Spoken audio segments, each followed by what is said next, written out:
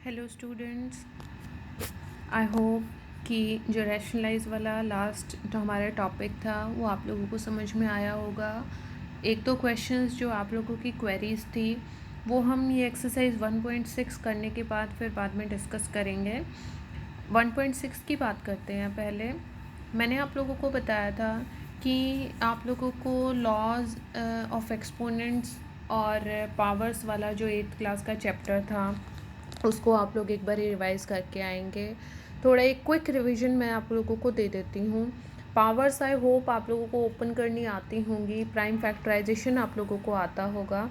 तो इसमें जो हमने last year laws of exponents पढ़े थे कि अगर बेस सेम है और पावर्स अलग अलग हैं तो और बीच में मल्टीप्लिकेशन का साइन है, बेस सेम अगर होगा और मल्टीप्लिकेशन का साइन बीच में होगा तो जो पावर्स हैं वो ऐड हो जाती हैं। उसके बाद अगर अंदर एक पावर लिखी हुई है, ब्रैकेट के बाहर फिर दूसरी पावर लिखी हुई है, तो दोनों पावर्स आपस में मल्टीप्लाई हो जाती हैं।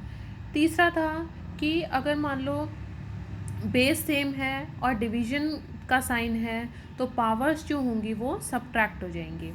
अब चौथा जो हमारा लॉ था वो ये था कि अगर जो हमारी पावर्स हैं वो सेम है और बेस हमारे डिफरेंट है तो और बीच में मल्टीप्लिकेशन का साइन है तो हमारे जो बेस थे वो आपस में मल्टीप्लाई हो जाएंगे।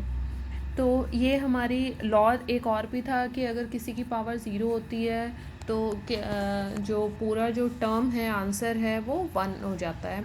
लेकिन वो अभी हमारे इस एक्सरसाइज में यूज़ नहीं होना। हमें जो एक्सरसाइज में जो चीज़ें यूज़ होनी है हम सिर्फ अभी वही डिस्कस करेंगे।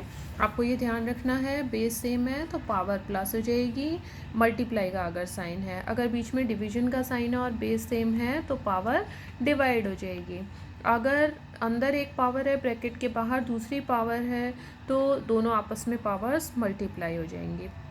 अब हम अपने क्वेश्चन स्टार्ट करते हैं। क्वेश्चन में जो सबसे पहला क्वेश्चन है देखिए, 64 रेज टू पावर 1/2। अब देखो जो 64 होता है, 64 होता है 8 का स्क्वायर, ठीक है। 8 इंटू में 8 जब हम करेंगे तो वो 64 होता है। मैंने आप लोगों को कहा था कि आप लोगों को पावर्स याद होनी चाहिए कि 64 किसके पावर में आता है, ठीक है। तो ये हो गया 8 की पावर 2 होल पावर 1/2। अब मैंने आप लोगों को बताया कि अगर एक पावर अंदर है एक पावर बाहर है तो ये दोनों पावर्स आपस में मल्टीप्लाई हो जाएंगी। ये अभी अभी लॉ बताया है, तो ये दोनों पावर्स आपस में मल्टीप्लाई हो जाएंगी। अब इस 2 से ये 2 कैंसिल हो गया, 8 की पावर क्या आ गई, 1 आ गई, और 8 की पावर 1 मतलब 8। नेक्स्ट है 32 रेज टू पावर 1/5। अब हम क्या करेंगे, इसका प्राइम फैक्टराइजेशन करेंगे। 32 को 2 से डिवाइड किया 16 आ गया, फिर 2 से डिवाइड किया 8 आ गया, फिर 2 से डिवाइड किया 4 आ गया, फिर 2 से डिवाइड किया 2 आ गया, फिर 2 से डिवाइड किया 1 आ गया। देखिए कितने 2s हैं, 1 2 3 4 5, यानी कि 2 की पावर 5, और बाहर क्या है 1/5। अब ये दोनों पावर्स आपस में मल्टीप्लाई हो जाएंगी और 5 से 5 कैंसिल हो जाएगा। क्या आ गया, 2 की पावर 1, और 2 की पावर 1 क्या होगा, 2 होगा। नेक्स्ट है 125 रेज टू पावर 1/3। अब 125 का प्राइम फैक्टराइजेशन करो, 5 से डिवाइड होगा तो 5 से डिवाइड होकर 25 आ गया, फिर 5 से डिवाइड होकर 5 आ गया, फिर 5 से डिवाइड होकर 1 आ गया। कितनी बारी 5 है, 1 2 3, यानी ये कितना आ गया 5 की पावर 3, और बाहर पावर कितनी है 1/3। अब ये दोनों पावर्स आपस में मल्टीप्लाई हो जाएंगी, 3 से 3 कट जाएगा, 5 की पावर 1 आ गया, और 5 की पावर 1 क्या होता है, 5 होता है, ठीक है। ये हो गया हमारा क्वेश्चन नंबर फर्स्ट। अब उसके बाद क्वेश्चन नंबर 2 की बारी आती है। देखो ये है 9 रेज टू पावर 3/2। अब 9 का जब हम प्राइम फैक्टराइजेशन करेंगे तो ये 3 3 ज़ा 9, 3 की पावर 2 आ गया, ये लिख दिया 3 की पावर 2, और बाहर है पावर 3/2। अब ये दोनों पावर्स आपस में मल्टीप्लाई हो जाएंगे तो ये क्या आ जाएगा, 3 की पावर 2 इंटू में 3/2। अब इस 2 से ये 2 कैंसिल आ गया, क्या आ गया 3 की पावर 3। 3 की पावर 3 का मतलब 3 को कितनी बारी मल्टीप्लाई करना है, 3 बारी, तो 3 इंटू 3 इंटू 3 कितना आ गया, 27। नेक्स्ट है सेकेंड पार्ट, सेकंड पार्ट हमें दिया हुआ है 32 की पावर 2/5। अब ये क्वेश्चन मैंने आप लोगों के लिए होमवर्क में छोड़ा है, प्राइम फैक्टराइजेशन से इसको सॉल्व करके आंसर निकालेंगे। नेक्स्ट है 125 रेज टू पावर -1/3। अब यहाँ माइनस भी है, माइनस को हम बाद में देखेंगे, पहले हम 125 को देखते हैं। अभी अभी हमने किया था 125 का प्राइम फैक्टराइजेशन 5 से किया 25 आ गया, फिर 5 से किया 5 आ गया, फिर 5 से किया 1 आ गया। ठीक है, तो 5 की पावर कितना आ गया 3 और बाहर -1/3। अब 3 इंटू में -1/3, 3 से 3 कैंसिल हो गया, 5 की पावर -1।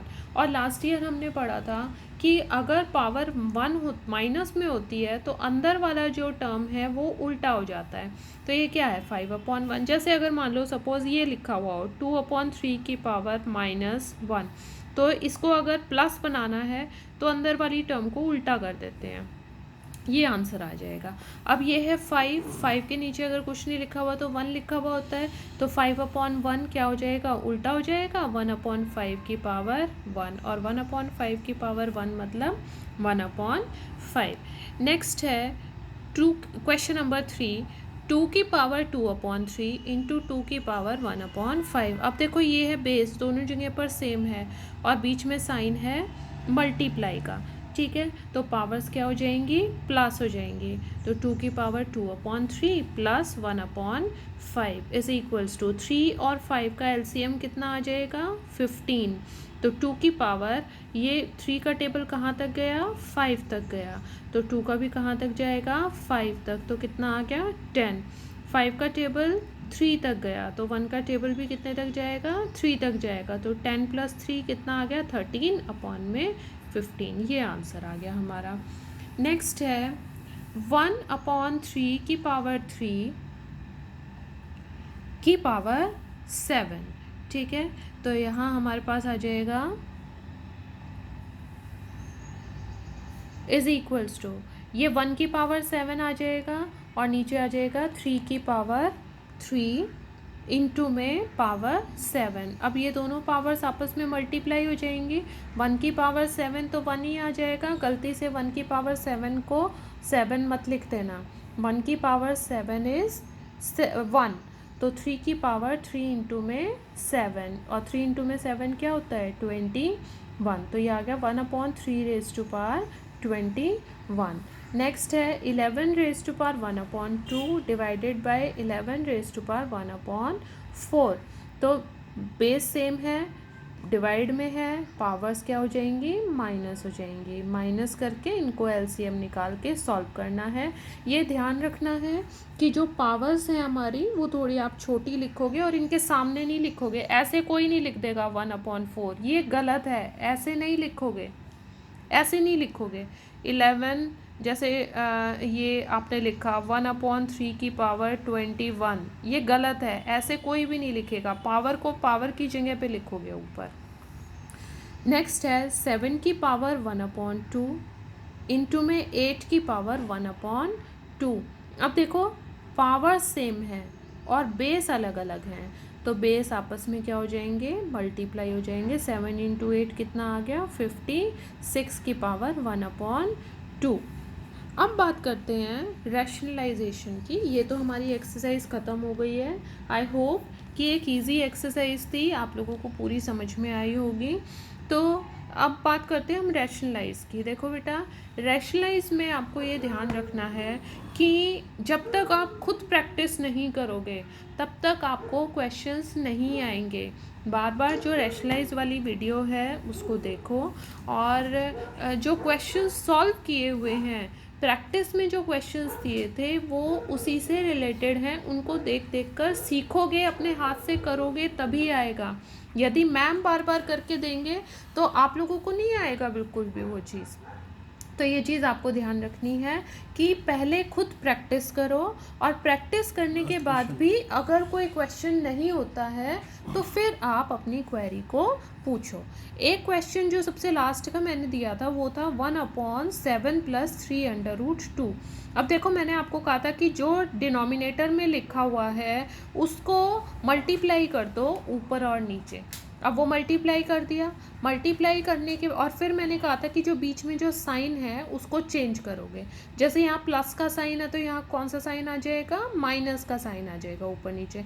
अब 1 को इससे इंटू करोगे तो यही की यही टर्म आ जाएगी न्यूमरेटर में तो, और नीचे क्या है ये a प्लस बी इंटू में a माइनस बी, तो ए स्क्वायर माइनस बी स्क्वायर का फॉर्मूला हो गया। अच्छा, कई बच्चों ने बीच में यहाँ पे लिखा हुआ था ये ए हो गया, ये बी हो गया, ये ए हो गया, ये बी हो गया, ये कोई नहीं लिखेगा क्वेश्चंस को सॉल्व करते टाइम, ठीक है।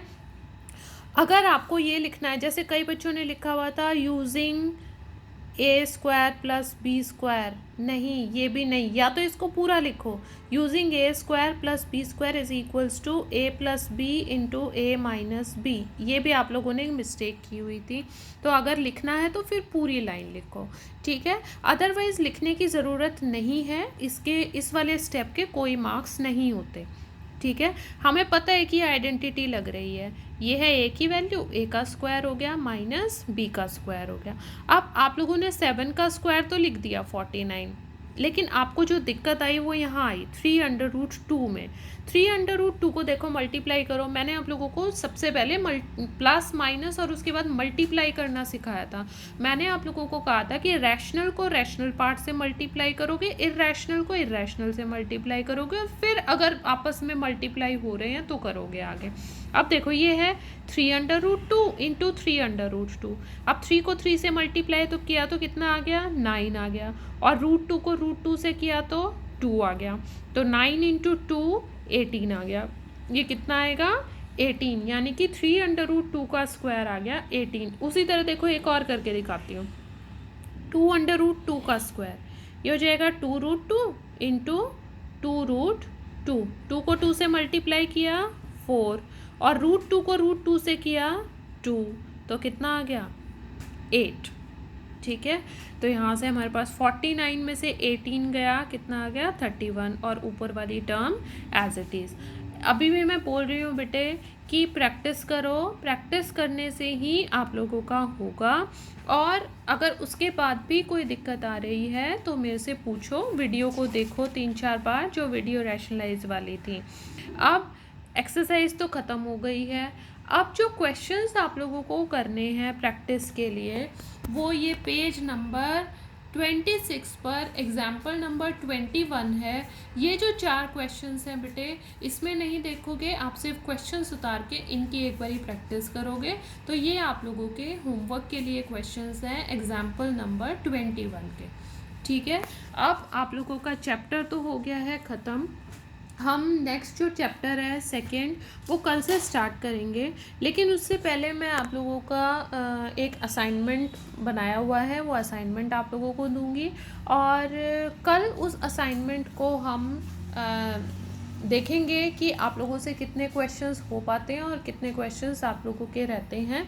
उसके बाद फिर हम, अगर कल आप लोगों की कोई क्वेरी उस असाइनमेंट से नहीं आई तो फिर हम कल ही सेकंड चैप्टर स्टार्ट कर देंगे, otherwise we will start our second chapter from day after tomorrow, ठीक है। तो हम परसों से स्टार्ट करेंगे, अगर कल आपकी कोई क्वेरी नहीं आती है तो कल से ही हम सेकंड चैप्टर स्टार्ट कर देंगे, अदरवाइज़ हम परसों से सेकंड चैप्टर स्टार्ट करेंगे। आप लोगों को जो आपका असाइनमेंट है वो आज शाम को मिल जाएगा, तो उस असाइनमेंट को भी आप लोगों ने कंप्लीट करना है। अभी वीडियो देखिए, और वीडियो देख के भी अगर कोई क्वेरी है, कोई क्वेश्चन नहीं होता है, तो we will discuss in online class. तो thank you very much for now.